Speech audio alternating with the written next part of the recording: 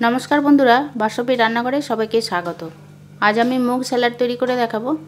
Eighty खूबই स्वास्थ्यकर recipe, যারা diet control করছেন তাদের জন্য উপযোগী। দেখুন তাহলে আমি কেমন করে তৈরি করি মুগ স্যালাড। আমি এখানে এক বাটি গোটা মুগ নিয়েছি, মুগটা ভালো করে ধুয়ে নিয়েছি। এবার একটা পাত্র নিয়েছি,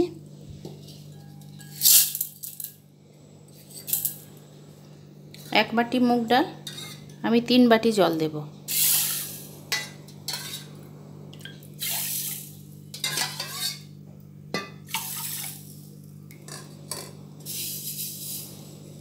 ঢাকা দিয়ে 8 থেকে 10 ঘন্টা ভিজিয়ে রাখবো। 10 ঘন্টা ভিজিয়ে রেখেছিলাম, ভিজে গেছে।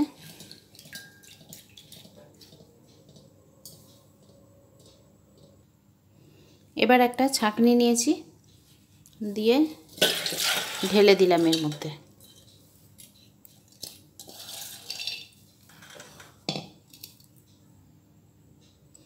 জলটা ফেলে দিচ্ছি।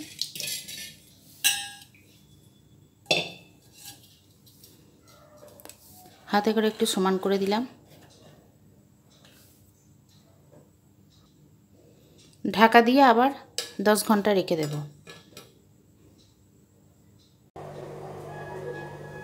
10 ঘন্টা হয়ে গেছে, আমি এবার ঢাকা খুলছি। দেখুন কেমন অঙ্কুর বেরিয়েছে।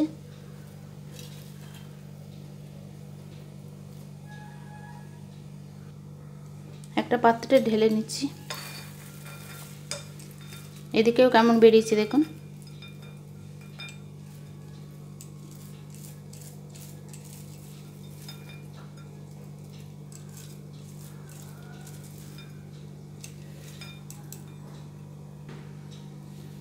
এখানে আমি শসা নিয়েছি, গাজর কুচি, টমেটো কুচি, কাঁচা লঙ্কা কুচি, আদা কুচি আর ধনেপাতা কুচিয়ে নিয়েছি। এগুলো দিয়ে দিচ্ছি।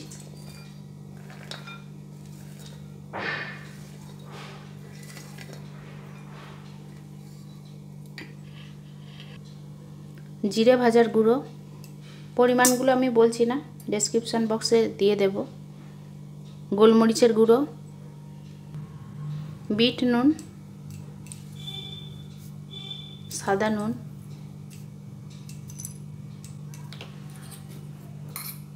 চাট মশলা না থাকলে আমচুর পাউডারও দিতে পারেন, লেবুর রস। এবার সব ভালো করে মিশিয়ে দেব। এর সঙ্গে ক্যাপসিকাম, বাঁধাকপি কুচি এগুলোও দিতে পারেন।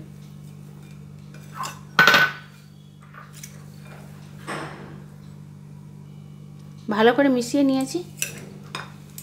এটি খেতে খুবই সুস্বাদু হয় আর স্বাস্থ্যকর খাবার। যারা ডায়েট করছেন তারাও খেতে পারেন অনায়াসে। খুবই সুন্দর রেসিপি। এরকম করে পরিবেশন করুন মুগ স্যালাড। মুগ স্যালাড কেমন লাগলো আমাকে বলবেন কমেন্ট করে, কেমন হয়েছে বলবেন। আর সবাই ভালো থাকবেন। এইভাবে তৈরি করুন মুগ স্যালাড, আশা করি সকলেরই ভালো লাগবে।